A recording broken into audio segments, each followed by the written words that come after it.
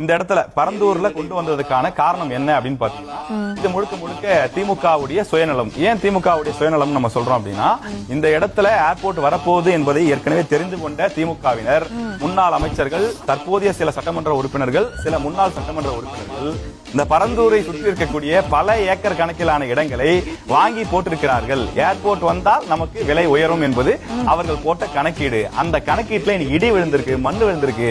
அதனால குய்யோ முய்யோன்னு கதறாங்க. இதுதான் முதல் முறையான்னு பாத்தீங்கன்னா கிடையவே கிடையாது. நான் பல உதாரணங்கள் சொல்றேன், ஒரு டைம் இல்லைனாலும் 2 உதாரணம் மட்டும் சொல்றேன். 2009 பெரம்பலூர் மாவட்டத்திற்கு மருத்துவக் கல்லூரி கொண்டு வந்திருக்கப்பட வேண்டும். ஆனால் ஆராசா என்ன பண்றாரு, தன்னுடைய குடும்பத்திற்கு சொந்தமான ஒரு 100 ஏக்கர் இடத்துல 20 ஏக்கர் இடம் கொடுக்கிறார். அரசுக்காக அவர் தானமா கொடுக்கிறாராம். அதை பாத்தீங்கன்னா ஜெயலலிதா அவர்கள் வந்த பிறகு கண்டுபிடிச்சு இந்த இடத்தை ஏன் கொடுத்தீங்க அப்படின்னா, அந்த இடத்தில் மருத்துவமனை வந்தால் சுற்றி இருக்கக்கூடிய அத்தனை இடங்களும் பல கோடி ரூபாய் விலை உயரும். அதை திமுக அறுவடை செய்யலாம் அல்லது ஆராசா அறுவடை செய்யலாம் என்பதனாலே இப்படி கொண்டு வந்தார்கள் அப்படின்னு சொல்லி இந்த திட்டத்தை நிறுத்தினாங்க. இது மட்டுமா பாத்தீங்கன்னா, நாமக்கல் ராசிபுரம் புதிய பேருந்து நிலையம் படையப்பா நகர்னு ஒரு நகர்.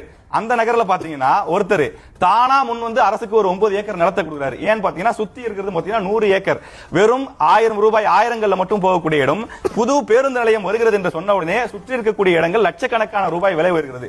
அந்த இடம் மட்டும் தானா அப்படின்னு பாத்தீங்கன்னா, கடலூர்ல எடுத்துக்கலாம். கடலூரில் தற்போது புதிய பேருந்து நிலையம் வந்திருக்கின்றது.